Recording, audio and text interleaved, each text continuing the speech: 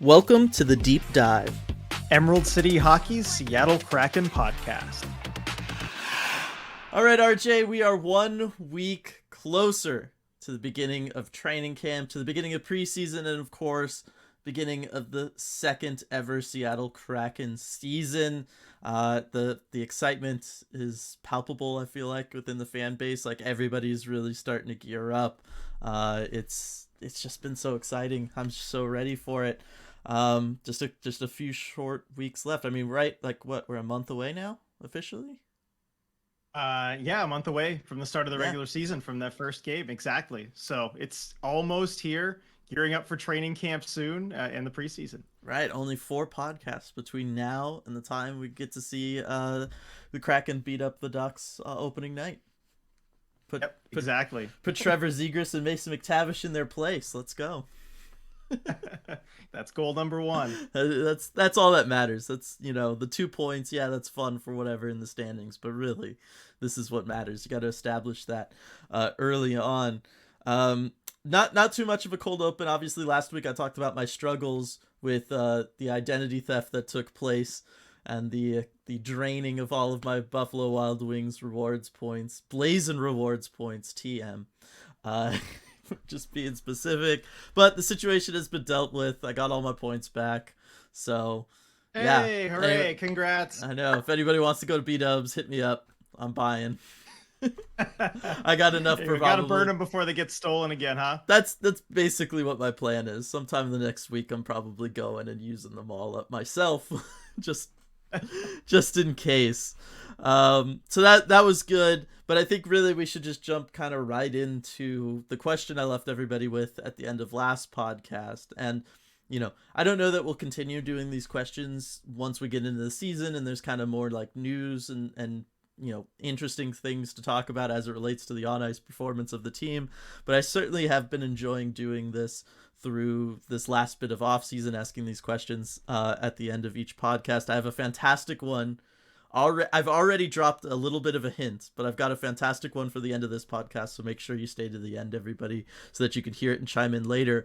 But last week I asked this question of, I have this email from, a Kidz Bop audition. It's a response to a Kidz Bop audition, and yes, I stole this content from Drew Gooden, a different YouTuber, but it's just a fantastic email. And my question was, which Kraken player was most likely to audition for Kidz Bop and receive this email in response? No, absolutely not. You are not a kid. You don't look like a kid. You didn't sing a real song. Your dancing was bad. Your face is weird. Your name is fake. You look like you don't wear deodorant. You didn't even bother to learn the dance. You answered the questions by repeating the questions in the form of a sentence. You look like you're 20. You have no talent. You have no star power. You are not likable. You aren't cool. You have nothing. You are nobody. You will achieve nothing. Good day. All right. And so brutal. Just hearing that again. Yep. Yeah, so we got some good responses. I think it was Striatic with the Jamie Alexiak, which I thought was a fun one because I do feel like he'd be going for that whole, like, how every boy band has like that older kid in it who's kind of like got some like some chin scruff or whatever. I feel like that could have been Jamie Alexiak's goal in going for it. But tons of responses, RJ, for Brandon Tanev. Oh, yeah. So many. I can tell you exactly when my dad listened to that last podcast because I got a text instantly of, it has to be Brandon Tanev. Yeah, I think people really zeroed in on that one. Yeah, I mean, he's an interesting option for sure. I mean, he's got the personality, right? He's got the personality for sure. I mean, you could just totally see, like, especially if it's the photo with the eyes, somebody just looking at that and just being like, for Kidz Bop? No way. No, not at all. And especially if they saw that video. Remember when he went to the school and was reading to the children? Yes. He's going to have to get a little bit more comfortable around kids if he's going to make that work. Oh, man. Oh, yes, for sure. So it's time for you and I to give our takes on this. Do you want to go first or should I? Sure, I'll go first. All right. So I went with Carson Kuhlman, Which, first of all, just the name itself, that sounds like it could be a Kidz Bop stage name Yes. with a K. Carson Coolman. So in the email, he even Yes. mentions, "You're not cool." So Yes. made sure to address that in the video there. He definitely doesn't look like a kid. I No. could see it. There's no way he could really disguise that, I think. He looks like he's 20 at least. Yeah. I'd say 20 is pretty generous if you're going for that. But I could see Carson Coolman. He's a pretty funny guy too. That would be my pick. Yeah, and twice in here, Dancing Bad is in there, and I don't know why. And total apologies to Carson Coolman, but I get the vibe that he's probably not a good dancer.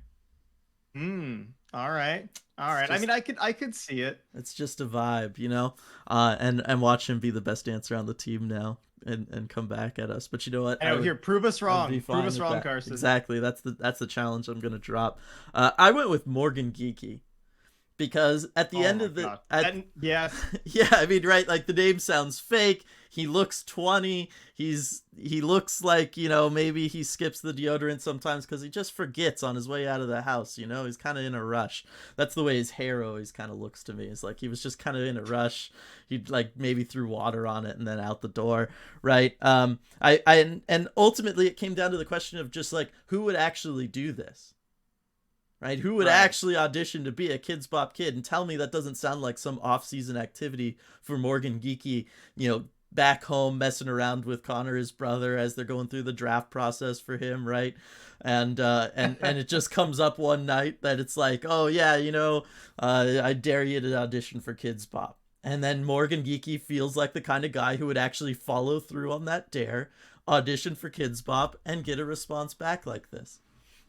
Yeah, I mean, I think that's the exact scenario, getting dared by his brother there to do it, going through with it. And yeah, I mean, that's Morgan Geeky too, to see that name, like apply Morgan Geeky auditioning for Kidz Bop. That's perfect. And then you see that face and everything. Yep. Like it would be good. So that's that was my pick, was Morgan Geeky, and I just, yeah. But I feel like in a weird way there is no wrong answer. Right. That's true. Like, you could make up the scenario, I think, for anyone, and that's what makes this such a fun question. Yeah, I was kind of surprised nobody said Vince Dunn. I felt like Vince Dunn could have been going for the bad boy angle, right? The bad boy of Kidz Bop, Vince Dunn. I just think he wouldn't have gotten such a harsh response. I think that's maybe true. Like, okay, let's think about it. But like, well, maybe Kidz Bop isn't right for you, but I've got this other group I'm putting together. Exactly. Yeah, that's the response he would get. That is probably what he would get. But yes, I don't know. I kept trying to think of like a wrong answer, and I was just like, Philip Grubauer? Like, that's the one I was thinking of. Yeah. Probably least likely. Yeah. Yeah, but good fun stuff. Had a lot of fun with it. Had a lot of fun reading everybody's responses to it. And like I said, make sure you stay for the end of this one, because I think this might be the best question I'm able to come up with through this whole like little run as we run up to the end of the season. It might be the one at the end of this podcast, so make sure you stay for that. Even better than Kidz Bop. I know, and I'm not just saying that so that people have to go to the end of the podcast either or listen through. Like I legit think this might be the best one. Okay. All right, but for now, let's go ahead and transition into the quick hits, the news. RJ, what news were you able to drum up this week? Scrounge together this week. Yeah, because there wasn't not much. A lot. Right. I mean, we're still waiting on kind of a training camp schedule, preseason schedule, all that sort of thing. So we don't have that yet.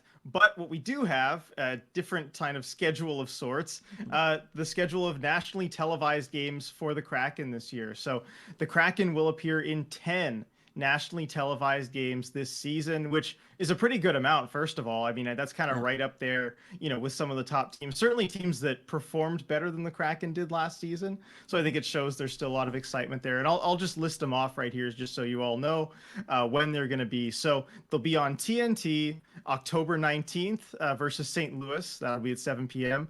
And November 8th against Nashville, and that'll be at 7 p.m., another home game. And one thing you'll notice with these, a lot of home games too. A lot of these national televised games are going to be in Seattle.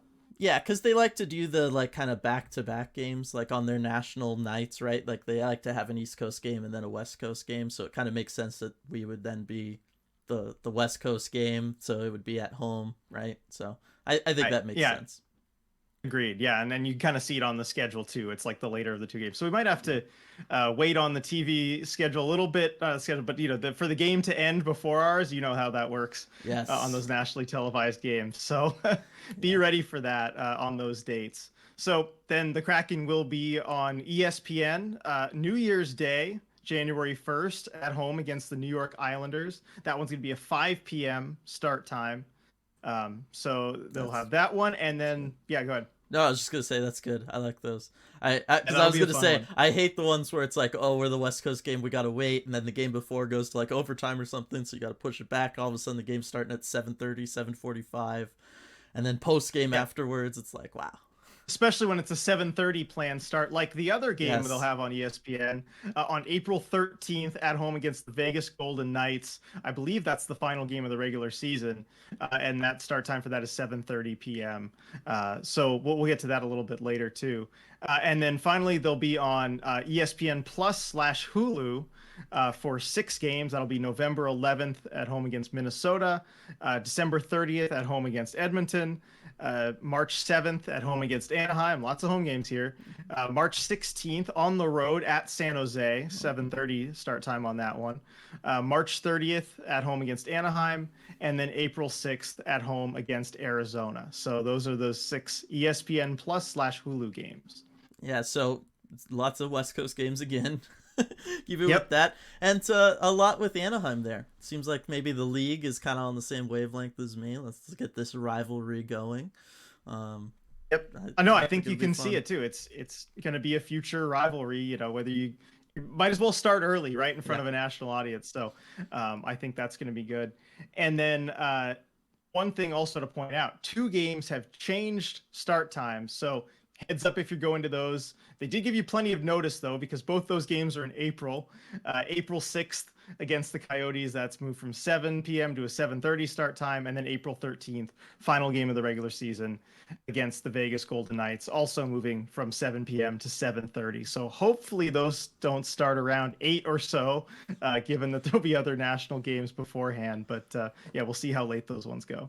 You didn't like the post game lives going to like midnight, RJ? I mean, that's Especially for those it's home always games, so you're like kind of stuck at the arena for it the whole time. right. I mean, I will say after the last home game of the regular season last year, I did stay until after Yeah, midnight it's anyway true. because I just didn't want to leave because I knew I wouldn't be back for so long. But yeah, so it might happen again, but just I might actually be on the post game till midnight. Yeah. So we'll see how that goes. Maybe I'll stay till 1 a.m. Who knows? Mm-hmm. Um, but one more wrinkle here with the scheduling. Mm-hmm. Curtis from Deep Sea Hockey did bring up an interesting question on Twitter. He said, I hereby invite the enterprising people of the internet to discern likely Eddie Olczyk / TNT conflicts with the Seattle Kraken schedule. Okay, thanks. So, invitation accepted. I went and looked at the schedule for TNT and then the Kraken schedule and came up with 6 potential Eddie Olczyk / TNT conflicts with the Kraken schedule. So that would be October 12th, November 23rd, November 25th, December 28th, January 25th, and then March 5th. Now, the first takeaway I had with this was I was surprised there's so few of them. I mean, only 6 days out of the entire schedule. It looked like a lot of them were I almost kind of planned to not be on those days, where the Kraken would have games. There are a lot of days or times where it's, Kraken game, national game, Kraken game, just in 3 days back to back. I don't know how much, he'll be traveling for those. It seems like Eddie Olczyk, one way or the other, is going to rack up a lot of frequent flyer miles. Yeah, I was gonna say that's got to happen for sure. I don't know on situations like that. Like that's where I feel like it's a benefit. The Kraken having essentially a 3-man booth, right? Because you can just have Eddie sit out either the game before the national game or the game after, just so that it isn't like he's just having to call games every single day and he's having to travel all over the country. Like that just I don't know. Maybe he's like totally up for it and he like absolutely loves doing that, but I just feel like it's probably better for everybody involved if that isn't a situation that occurs too frequently. Just, if anything, you just don't want his voice to wear out, all that kind of stuff. Like the traveling, even when it's as planned and set up as this, it still can take its toll on you. calling those games back to back, especially in loud buildings, takes its toll on your voice. Just, you know what I mean? Like, you and I both know how that can be. Just talking, right, in the press bridge sometimes afterwards, you're just a little like, you're a little hoarse because you've essentially been like shouting the whole time for Yep. 3.5 hours straight. So, um, I don't know that that's going to happen a lot, but I feel like that was also kind of part of Root and the Kraken's plan of having a 3-man booth. Of it means, hey, when Eddie has other responsibilities, not just on the days that he's having to also call a TNT game, but also those times where the TNT game is like in the middle of a road trip or something.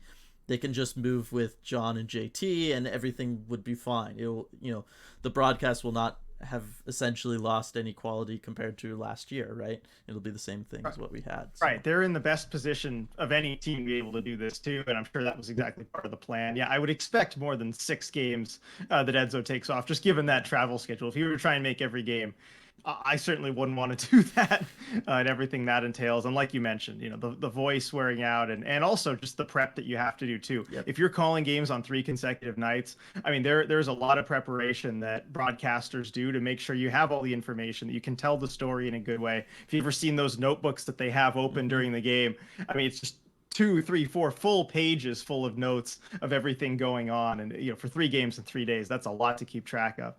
Even for someone who obviously knows the league as well as Edzo does. I mean, he's got this encyclopedic knowledge, I'm sure, but it's just a lot to keep track of the recent storylines. So, yeah, we'll see how many games he ends up doing, but I mean, it's going to be a great broadcast regardless. Right, and if they really want to stick with like the 3-person booth, I mean, call Allison up for a game, maybe. We got lots of options in that building, so I think the Kraken are going to be just fine when it comes to this.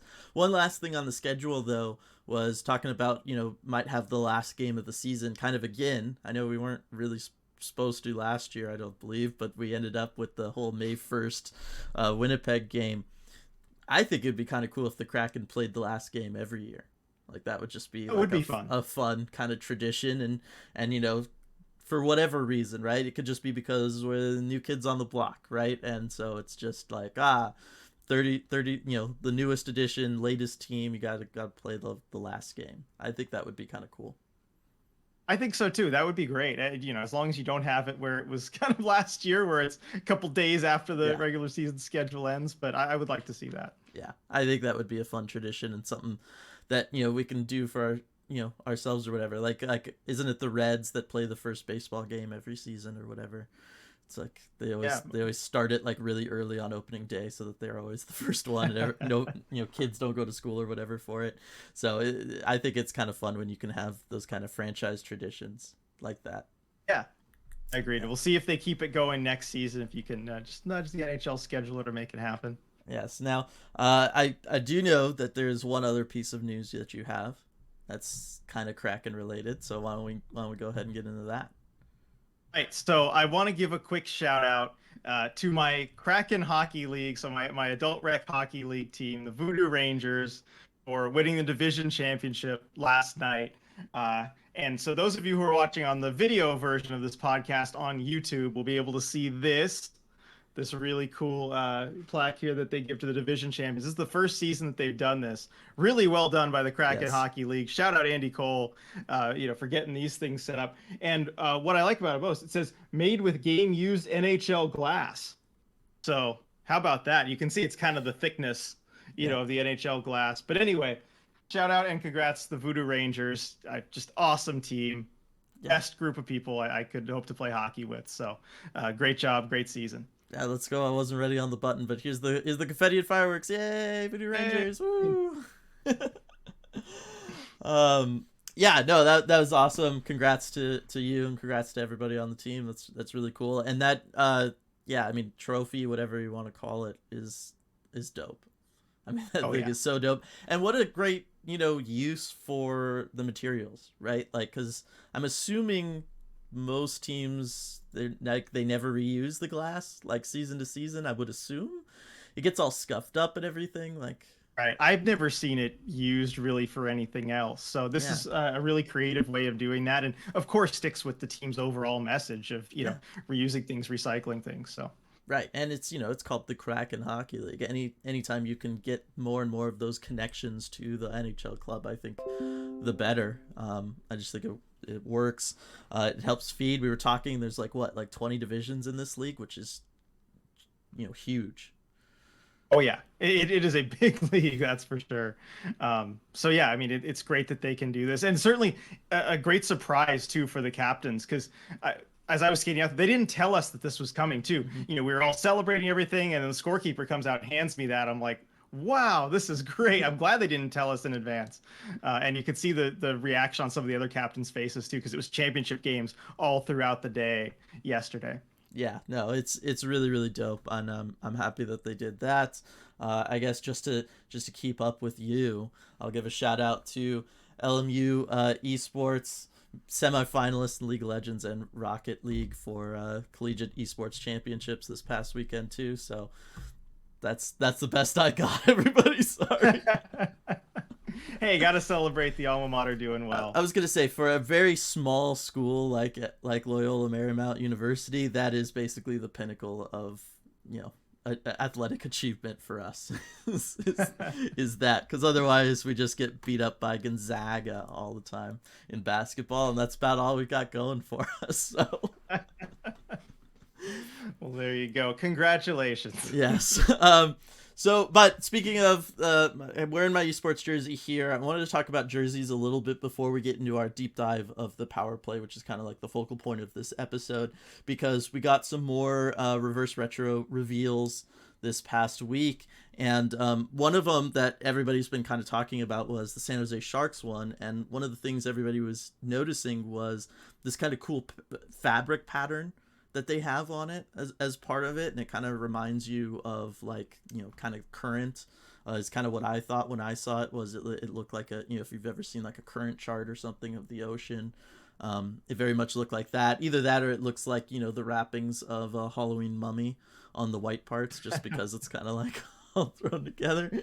So one of those two is what they were probably going for. I'll let you all guess what it is, but it got me thinking, because we still haven't seen what the Kraken one is going to be. But I wanted to talk about, we talked about broadly what we want it to be a couple weeks ago. Let's talk about kind of some of the little details we'd like to see on the Kraken one, because I feel like those are the things that really make jerseys special. I know for myself, and I'll show off a jersey I have that's really special to me just because of all the little details it has. I think are really cool, and it's made me appreciate it more maybe than other jerseys I own. And I think that the NHL doesn't do enough of them either, to be honest. They don't really get creative with their sweaters all that often, and I'll call them sweaters so we don't get yelled at either for just saying jerseys. But I'm telling you, it's interchangeable. Everybody, sorry. Yeah, but both work. Sorry Yes. to inform everyone. Yeah. So first off, just kind of what do you think of what the Sharks are doing in general there, RJ? I mean, because these are the Sharks' new primary uniforms too. They're not just the reverse that's true. retros. They're That's the new true. home and away sweaters. And I will say, I like the jerseys. Of course they had to keep some orange on the collar, but at least you won't be able to see it. But I won't get too much into that. But I really do like that kind of textured look on the sleeves. Yeah. This is something that NHL teams are doing a little bit more frequently now. Something that's kind of been opened up since I believe 2017 was the first time I really remember seeing it with the Vegas Golden Knights with their original jerseys. They had that kind of Vegas-y, leaf pattern that you'll see, at the casinos and such. They had that on the sleeves, and I thought that was really cool. And so the Sharks following suit here, they did something similar, I guess, with their third jerseys, their black alternates, where they had a silicon chip type pattern. If you remember that, you couldn't really see it from any kind of distance because the whole jersey was just so dark. I think if you got the colors better on it, it would have worked better. But I like thinking creatively like that and having something that's certainly with the chips and everything that's unique to the city and to the area. And I do like the pattern here on these jerseys. And I think lots of teams have this opportunity now to Yeah. get that kind of textured look. I think that could be the next big thing for jerseys, is have something that's specific to your team. And when it comes to the Kraken, I think there are certainly some possibilities, some exciting Yeah. possibilities that you could have. I mean, the first thing that I think, you and I probably thought of was like a tentacle type Mm-hmm. print there with a textured thing on the sleeve. Something subtle, of course. You don't want just big like tentacles all over the sleeves, but something subtle could work really well. Anchors is the other thing I thought of. But did you have some kind of ideas for that textured look? Yeah, I mean, nothing too specific. I think this to the fact that you can go kind of in any direction, with the nautical stuff, I think is there. I think you have, certainly lots of different historical things for the Pacific Northwest that you can draw from, and Seattle specifically. Um, I'm just in favor of adding in these kind of textured things and things that you can't really maybe always notice or appreciate until you're up close, until you're holding that jersey, until you're really seeing it. Because I just think that, like I said, it just adds so much more depth to a jersey than anything else, and it does. It feels more personalized. It feels more unique. You just naturally you can have more affinity for it in a way that you just can't otherwise when it's just like, oh yeah, this is just like a jersey, right? You know what I mean? Like, um, especially in a league where it's really dope that so many sweaters haven't really changed over the years, but it's also a league in which sometimes it just kind of feels stagnant, right? Because so Right. many sweaters are like essentially the same as they were 100 years ago. Like, it's great to have the tradition, but it's also, you know it gets boring sometimes. So certainly for a team like the Kraken, where you're newer, you don't necessarily have to keep things the same all the time because there's 100-year history, right? The history's only 2 years old. It's pretty easy to mess around with it and have fun with it. Is really what I'm looking for. So yeah, I don't know, but I feel like there's plenty of opportunity, not just to like add textures to the sleeves, but really the entire jersey. I think the whole jersey should be on the table when it comes to this stuff. I was kind of thinking of examples just outside of hockey, and I always like stuff like on the Henry Cavill Superman suit. It's like got all the little S's and the crest, the Superman crest. It's made up of that, and so from far away you can't see them, but it gives it a texture, and then up close you notice that detail. I don't know that we need to do that with the Kraken, where it's just the Kraken S all over the jersey or anything, but that's the kind of stuff that I think looks really cool, because it gives it a completely different appearance from any distance. Up close you're noticing these cool details everywhere. Far away it gives it a kind of 3D quality to it that just looks good. um, Sticking with the esports theme, this is the Team Astralis jersey from a couple years ago in CS:GO, and there's a couple things I want to point out on it, because I think it's one of, if not the coolest jersey that I own.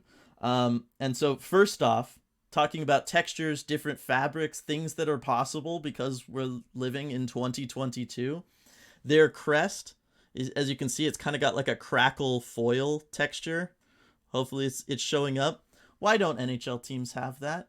Why aren't there metallics and all sorts of cool textured things going on for the crests and stuff? Like with the Kraken, we can have the red eye in the center of the crest be like all shiny and kind of ruby like, Ooh. kind of really cool, or something like that. I just feel like that's one of these things that I don't know. I don't know why teams aren't doing it.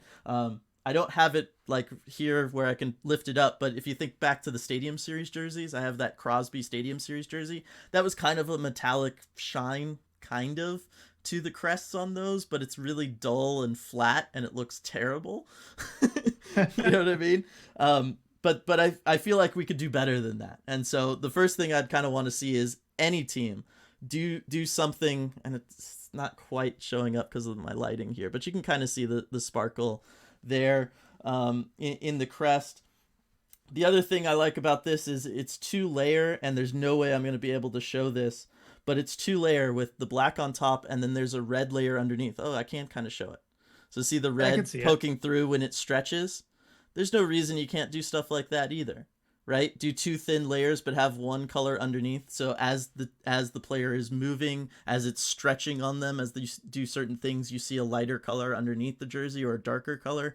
I think that would be something that's super dope. Again, no other sports league is doing anything like this. The NHL could totally like be the one to do it. Remember back in the 90s when everyone was wearing NHL sweaters all the time because they were just considered the coolest? Like, let's get back to that. This is the kind of stuff that would, stand out to people. And then the final thing is on the back of one of the arms of the jerseys, on the back of the jersey, on one of the arms, it has all these symbols. And I don't think there's necessarily a right way, right? And each one of those represents a player on the team and kind of their role for the team. Now, obviously, for an NHL team, you have a lot more than 5 people. So probably a little bit impractical, but it's a nice personal touch to it. But the one that really stands out and that I'm bringing this up for is on the inside of the jersey, right under the crest, right where your heart is on that right side, is a symbol for the coach because they're the heart of the team, right? And it's on the inside. And I'm like, why aren't any sports teams doing stuff like that? Like, obviously, like a team owner or somebody important to the team passes away, we put the patch on the jersey or whatever, right, to remember them. I think that's really cool. But I think it would be really cool to put stuff also on the inside that the only people it's there are really the fans. And it gives you that kind of special, like, right? Like this. I know it's there. Astralis fans know that that's there and what it means. And it's really kind of cool, and it kind of adds that extra layer of depth. And I think there's a lot of things that, NHL teams could pull. Like, could you imagine like the Oilers one day having like a 99 in there, right? And it's on the inside of the jersey, and it's kind of one of those special things really only for the fans the fans who buy that jersey to know, and the players who wear it to know. I think those are like really cool ideas that esports is doing because they have the freedom to experiment, right? And I feel like the NHL should be doing that too. Yeah, and looking at leagues or sports like esports, where they have that freedom to experiment a little bit more than maybe some of the big four professional sports, that's really where you can find some of those great ideas. And I think the first of the bigger leagues to adopt them, of the big four, North American sports, to adopt them, they're going to have a lot of success there and kind of have that early mover advantage and have their jerseys be popular and cool. I mean, we've seen little things, I guess, like in some of the NHL jerseys where they'll put a little motto kind of on the back of the collar. Yeah. But it's like a text motto. It's not, versus the heart there right on the inside of the jersey. Yeah. I mean, that just seems so much better to me. And especially with the textures, you mentioned the eye being kind of shiny, sparkly. That would be awesome. And we know there are teams in the NHL that are craving that shiny, that sparkly element, and this is a much better way to do it than making your helmets chrome or shiny gold. Yes. Just keep it on the jerseys. I think we've seen enough of those helmets, but I think there are a lot of really great ideas that if you look beyond the hockey rink, beyond some of the major sports, that you can find for jerseys. And who better to be an innovator than the newest team, the Kraken? Mm-hmm. Yeah, exactly. I think it makes too much sense. I feel like, again, Seattle, it's not like Seattle's not kind of also a tech hub, right? It's very much a 21st century kind of place. So I just feel like they have a lot of opportunity being the new kids. Like I said, you don't have 100 years worth of history that you're kind of fighting against when it comes to doing something like this. Like, why not be the first team to have, a because this isn't really fabric. It's kind of like, I don't know how to describe it, kind of vinyl-y, right, to get the cracked thing. And you wouldn't want that a lot on a jersey, but like I said, just on the eye or just on one part of it, I think it would be totally fine. And the league, right, Adidas is going to be leaving us. The NHL, more so than any league, kind of gets passed around as far as jersey manufacturers. That's going to be coming up again soon. I feel like that's a good time for the NHL to, as a whole, and certainly these individual teams to really take a look at it and really try to think out of the box and try to innovate and say, hey, we got this opportunity to do this now. Let's really go for it. Let's push the envelope. Yeah, agreed. Yeah, so that's kind of what I want to talk about there. Now we can go ahead and move into our deep dive into power play systems. RJ, I talked all through last season about how much I hate the 1-3-1, which is ever prevalent in today's NHL. Just to quickly re-describe it to everyone, that's when you have kind of one player net front. That's your first one.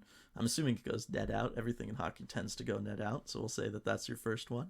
Then you have three players across the ice. You got one on the right boards, one on the left half boards, and then you've got your bumper player kind of playing in the middle in the slot there. And then you have your final one on the back end, which is your defenseman who kind of plays center of the ice up top and kind of works as the distributor, kind of taking the puck and funneling it from side to side. This it was revolutionary when it first came into the league, RJ, and it first kind of worked. It's in some ways kind of a play on the umbrella power play in a lot of ways, and I feel like it's kind of essentially showcased all the problems of the umbrella power play. Like we're just kind of right back to that. Yeah, I don't know. There's lots of problems, and I guess I'll just jump into them. The biggest problem is the bumper spot, because what this has done is the whole idea of having the three guys kind of in the middle was originally that you could get some good cross ice movement from like kind of one end to the other. You get the goaltender moving laterally. Maybe you've drawn defensemen out of position. You've got a guy there net front for rebounds or to screen the goalie. You've got the guy in the bumper spot to be there for rebounds, kind of a little higher up in the slot. You've got your defenseman back that you can pass back to as kind of like a pressure release if you're being pressured too much, right? Like on paper it all works, but what we found was defenses, they just kind of collapse in towards the slot, and now you can't pass across the middle. Your guy in the bumper is completely taken out of any play because you physically cannot get the puck to him because he's got, at any given time, 4 defensemen on him. So he's just completely taken out of the play. And really, as we saw like with the Kraken last year, everything just goes back to the defenseman. So any idea of moving the puck cross ice, now you have to involve your defenseman. So you're passing back to your defenseman, who then passes it back across. And then you can't, you're not going to you're not catching the goaltender moving laterally like that. You're not catching the defense out of position like that. So defense is found, if we just kind of collapse towards the center of the ice, hang out in the slot, we can essentially make it 4-on-4 because the guy in the bumper spot is taken completely out of the play and can't do anything, and they can't make any dangerous passes across the zone. So now you're just left playing 4-on-4 totally to the outside, and that to me has always been the problem with the 1-3-1, and it's kind of mind-boggling to me that so many teams still insist on using it. I feel like I've been talking a lot. So RJ, what are your thoughts on the 1-3-1? Yeah, I think the 1-3-1, it can be very effective, but I think it's highly personnel dependent. Yes. And we see this with teams like, the Washington Capitals, who have an elite one-timer threat like an Alex Ovechkin, who have a TJ Oshie that can be in the bumper spot, that have a John Carlson that can quarterback a power play like that, where, if you have the right personnel, it can work. But what it really depends on is having 2 very good one-timer threats on their offhands that you can put on the left boards and on the right boards. And when you have that, it's very difficult for a defending team to take away both. And that's where you really have that threat where the goalie's having to go from side to side one way or another, and that can be really difficult to defend, and it can open up that cross seam pass because you don't know which side the one-timer is coming from.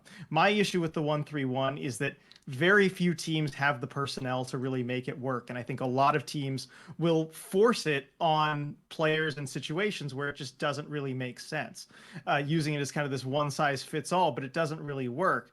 As we saw with the Kraken last season, they really didn't have a one-timer threat, usually on either side last season. And when that's the case, you just see the puck getting moved around the perimeter, kind of like what Dylan talked about. You can't really challenge the middle if you're sticking to that structure. And the Kraken were so desperate for a legitimate one-timer option just to provide some threat there. We even saw Daniel Sprong as kind of the go-to guy on the power play. Nothing against Daniel Sprong, but he's not exactly one of the more star players. But the 1-3-1 requires you to have a guy that's the one-timer threat. And I just think a lot of teams try and make it work when the personnel doesn't match, rather than coming up with a creative solution that does match the personnel that they have. Right. So we're not necessarily going to come up with better solutions and power play systems here on this podcast, right? Like we're not coaches anymore. And then it's a very detailed thing that you would need to spend a lot of time on. However, there are certain things that I feel like teams should be looking at, and areas in which to go and experiment, much like we were talking about with the jerseys. There's a lot of room for experimentation, to try to find the next thing and maybe find something that can't be so easily taken away, like the 1-3-1 is, if you don't have that one-timer threat where a defense can just kind of chill in the middle. They don't get tired, right? Like, what were all the benefits of the power play originally, right? It was, first and foremost, you have an extra player on the ice. You're playing 5-on-4. That's a huge benefit. You got a whole extra person. That means the defense can't cover everybody. But when the defense can just chill out in the middle, it doesn't matter. They're not even trying to cover anybody, right? Like, they don't have to. They're just trying to take away the passing lane. Second is that would get the defense tired, right? Because generally you have that extra guy, you're keeping the puck in the zone, the defense is really having to skate around because they can't be everywhere at once, so the defense is getting tired. Right now, when defenses just get to hang out in the slot, if you have to pull a minute 20 shift just hanging out in the slot, you can do that, right? An NHL player can do that. They're going to get by on it. So you kind of have taken away that advantage of what the power play originally gave you.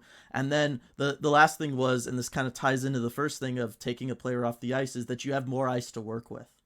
The ice is less cluttered. You have more room and you have more space and more time, and that allows you to be more creative, to pull off moves that you might not be able to otherwise when everything's all jammed up, right? And to be creative as a player on the ice. And so I feel like so many teams, and we saw this with the Kraken last year, right? All of those advantages completely disappeared for them.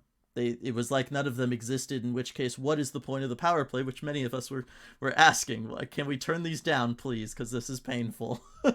So that's kind of where you find yourself. So I think the first thing that teams need to start experimenting with is taking advantage of those things, taking advantage of space, tire out the defense, take advantage of the fact that they can't cover everybody. So I want to see teams kind of go back to, and this is going back a ways, I'm trying to think of like when it was a little bit more prevalent. I know the Penguins ran it kind of back in those two, the 16-17 Stanley Cup days, but go back to overloading a side, right? You mentioned personnel. If you don't have legitimate threats on two sides of the ice, just overload the side to one side and leave maybe, your Ovechkin all alone on the other side or something. And the Capitals do kind of do this, where they have, Oshie and the bumper slack kind of drift over to the side to leave Ovechkin open. Tampa kind of does that with Stamkos as well, where they kind of just trying to get the defense to forget that they're there. But overload aside, put four of your players more so to one side of the ice, overload that side, and it puts the defense in a situation where they either have to pull all four people over and make it 4-on-4, but now you've got one person who's completely alone and wide open on the other end of the ice. All you got to do is essentially clear it to the other side of the ice, and that player is going to get it and have all the time and space in the world that they want. Or the defense has to leave one guy respecting that person over on the other side of the ice, and now you have 4-on-3 where you've got even more time and space to work with. You can totally take advantage of that mismatch in personnel, in the fact that there isn't as many personnel for the other team. And you can start doing creative things. When you overload a side, you've got now a guy kind of playing below the goal line on one side, right? Sidney Crosby always loved to play in that spot. Sidney Crosby, plenty of times where he would take, they'd dump a puck in to get it past the three defenders, right? Dump it down to Crosby, who's able to really quickly make a move. All of a sudden, he's on the other side of the net where that one player is kind of left alone. He can pass it up to them and they can one-time it from there. You're not relying on trying to get a cross-ice pass or having your defenseman try to do a no-look pass to draw the defense away to give that player a one-timer. Nah, feed him a pass from behind the net. That's an option for you now once you've overloaded a side. You don't need to have that player in the bumper spot as much. You can have them drift down lower. Maybe you have them screen. Now the person who was screening the goalie can play behind the goal line. It opens up a lot of stuff. That, to me, I think is the best avenue forward, and that's what I want to see teams kind of experiment with.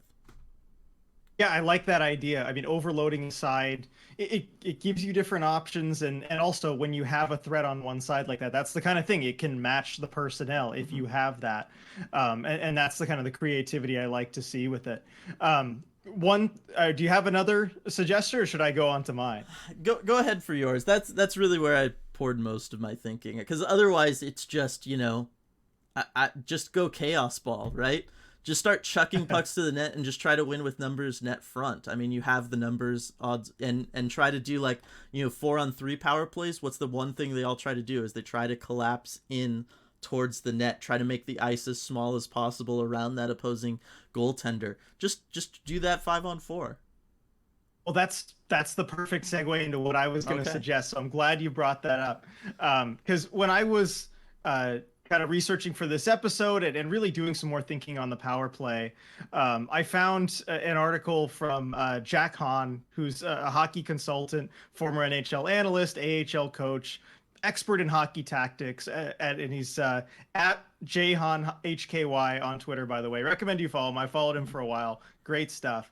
But he had an article called "The Perfect Power Play," and it talked about Jim Hiller and when Jim Hiller ran the power play for the Detroit Red Wings in 2014-15, and then he went to Toronto from 2015 to 2019. But that 14-15 power play in Detroit, I thought this was really interesting and an example of a coach who didn't just try and jam the players he had into this kind of 1-3-1, one size fits all, where he really thought creatively and matched the personnel that he had. So the thing with that Detroit power play, you had a lot of really talented players, but all five of the guys running that top power play unit were all left-handed.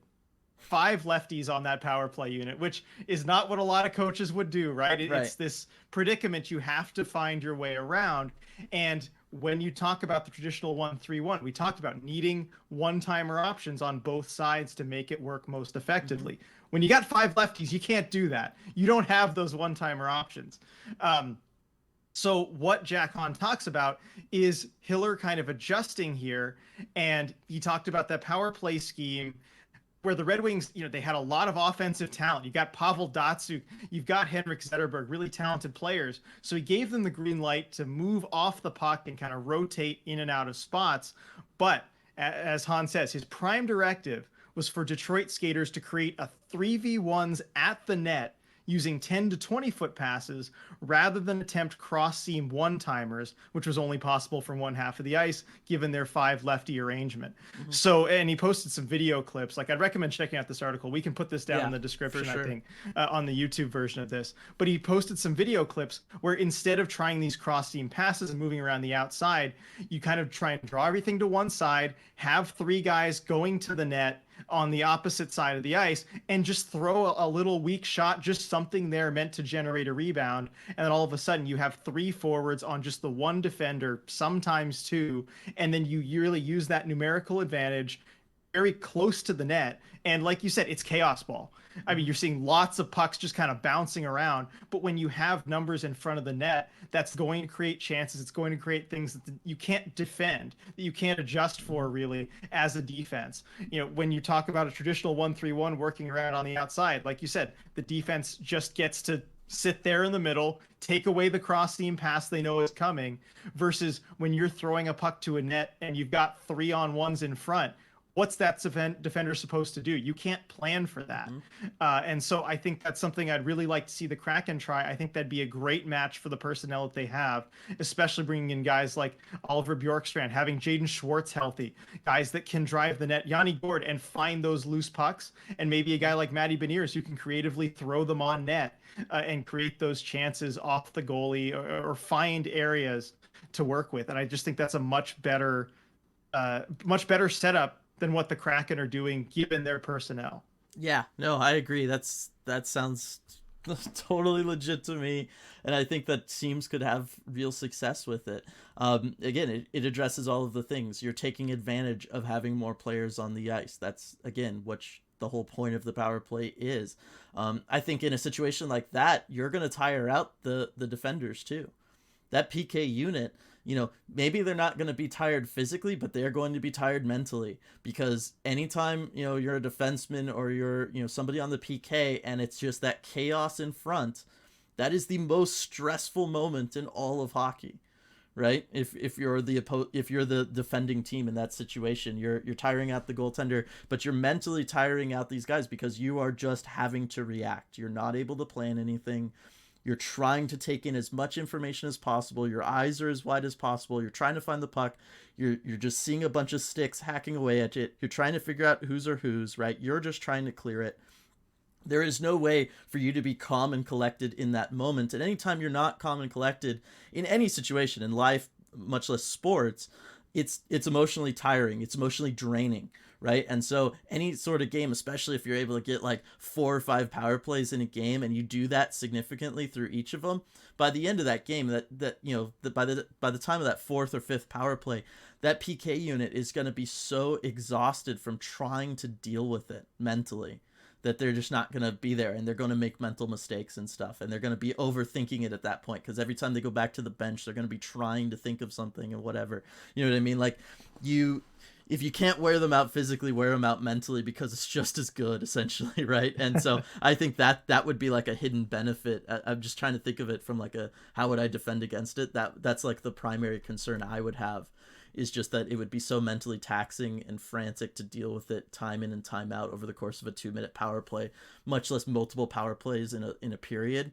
It would just be a lot, and it would be very overwhelming. So yeah, besides being overwhelming numerically and all that kind of stuff, I think it would be overwhelming for them in the other way too. And I think that's really, really cool.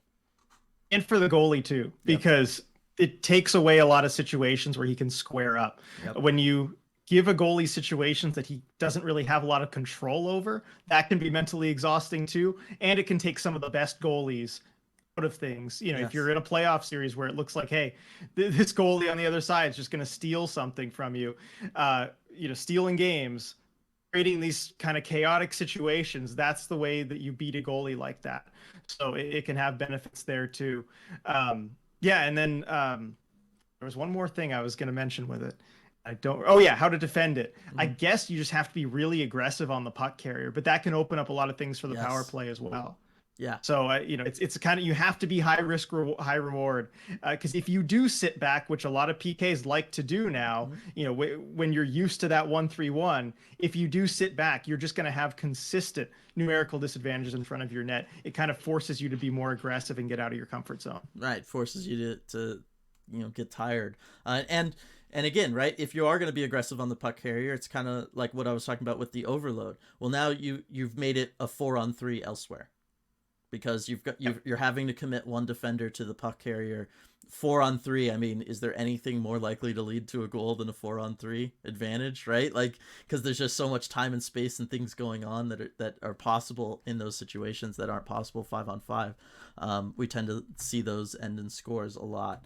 So it would be a very tough thing to defend. Like I said, your best options are, yes, there would be power plays where it would seem easy, right? Because the rebound, you're just able to jump on the rebound and clear it, and the other team's got to go back, chase it, reset up, all that stuff. You're killing 20, 25 seconds every time that happens, right? So in that sense, there would be times where it would seem easily defended, but I still think that you'd be able to kind of consistently, 20 to 25% of the time, be able to make something happen if you're the power play team, the team up on the power play. As you talked about the goaltender, goalie has to deal with trying to track it through all the traffic, stay up on it. What's the goalie going to have to do? Going to have to be in butterfly, take away the lower part of the net because everybody's just jamming at that puck. Opens up the top of the net. If that puck squirts out to one of those guys on the power play a little further out, they're able to take a wrister, get it up high. Goaltender's not in the best situation to deal with that too. So it is a very interesting one. Or it kind of squirts out from net front. Goaltender's dealing with standing up, trying to track it, maybe move, trying to square up on it. Not going to be in the best spot for it. Certainly not going to be able to rebound control whatever shot comes after that. And then you're just right back in it again, dealing with that loose puck up front. So that sounds really interesting. I can't wait to read that article, and we will for sure put that link in the description on the YouTube video. It sounds really cool. Yes, everyone give that a read. Highly recommend. And follow Jack Hahn on Twitter. He's a good follow for hockey tactics. Yeah, for sure, for sure. So those are just kind of some ideas that are different from what has become the norm in the NHL, from what we know doesn't really work, especially for this Kraken team that struggled mightily on the power play. And there were plenty of games where I think we can all pretty much universally agree the power play is probably what cost us a win. Just because we'd have multiple man advantages, not be able to take advantage of them, and then lo and behold, you lose by one, right? And that's the difference right there. So yeah, I just think it's a really important aspect of this game. It's something that is so unique to hockey. The idea that, when an infraction occurs, the opposing team gets 2 minutes of having an extra player on the playing surface. Like that's crazy. I mean, I guess it's similar in soccer, I guess, right? When one guy gets like red carded and off the field or whatever. But like even still, it feels like it's much more impactful on hockey and a smaller surface, all that kind of stuff can make a bigger deal. And so I just want the Kraken to do well, RJ. And doing well on the power play is kind of one of those things you have to do if you want to be a good team. That's, long story short, that's it, right? Yeah, that's the bottom line. I mean, the power play just has to be better, and hopefully with all the changes, not just in personnel, but in coach, you bring in Dave Lowry. I don't know, something. I would hope something would change. And yeah, I'm really looking forward to training camp to see, what it is that changes and what they're planning to do. Yeah, well, what if they come out in training camp with something super, super cool, RJ? Then we're stuck in the situation of, do we report on it and give it away before the season starts? We need it to take advantage of the Ducks. That's true. All right, everyone, let us know which what you want us to. Do you want us to tell you about it and report on it so they can find out, or not? So yeah. Let us know in the comments. I know. Last thing we want to be is saboteurs, RJ. We don't want to be spies for the rest of the league. We'll just be like, hey, their power play stuff is really cool. Yeah, it's looking good. Yeah, but then that would get other people to want to send spies. See, you have to be like, wow, they're doing some. We all know the power play was rough last year. They're trying some new things, but I don't know. We're gonna have to just wait and see how this works out. You got to really kind of downplay it a little bit. That's the way. Okay. So if we downplay anything during training camp, everybody, that's what to pay attention. That's what to pay attention to. Okay, so I brought it up again there, talking about taking advantage of the Ducks. And as we segue into the end of the podcast here, this is my question for everybody before the next one. Then me and RJ will give our opinions on it next time. And that is, what wins in a fight, RJ? A Kraken, a single Kraken, because the team name is Kraken, not Krakens or Crack-Eye, which sounds terrible. Or a paddling of ducks. A paddling of ducks being a group of ducks. So I don't know. It kind of depends on how many ducks we're talking about here. Probably not as many as like 1 million or something, but I feel like to make this a fun thought experiment, it has to be more than like 5 or 6 ducks. So let's say like 100 ducks versus a Kraken. I feel like we should make it more ducks, really. There's some sneaky things, and as much as I hate like kind of taking the opposing team's side, you'll all hear why I kind of feel like the Ducks have a decent shot at this in the next podcast. Okay. So there's that. But yeah, 500 ducks, 1,000 ducks. What do we want to make it? Like 1,000 ducks seems, I guess, reasonable. If all the ducks got together to go fight a Kraken, you could get multiple paddlings together. I think that's about the size of the army the Ducks would bring if they were to go fight a Kraken. Let's go 1,000 ducks versus 1 Kraken. All right, 1,000 ducks versus a Kraken. Let us know in the comment section on YouTube. Come at us on Discord, Twitter. Let us know who you think would win in that fight, and we will give our opinions next time. Like I said, I've got some duck facts maybe everybody's not quite ready for, and it's a reason why we should, be wary, and we need to treat Zegras and McTavish seriously.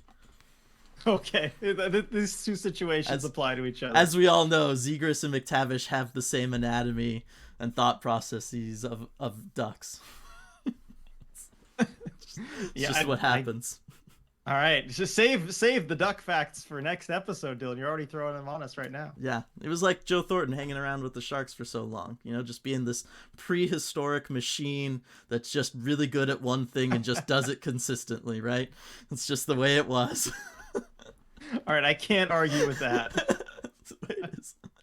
All right, everybody. Thanks so much for joining us for this podcast. Hope you had fun. And, you know, don't just let us know your thoughts on that. Please let us know your thoughts on the power play. What would you like to see the Kraken maybe try and experiment with?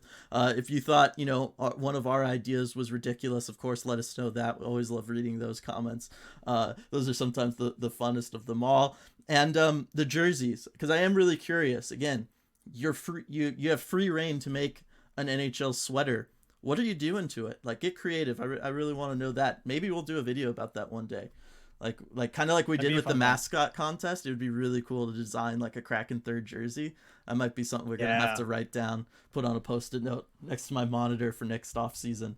That could be really cool. So let us know your thoughts on all of that stuff. And until then, we'll see you all next time.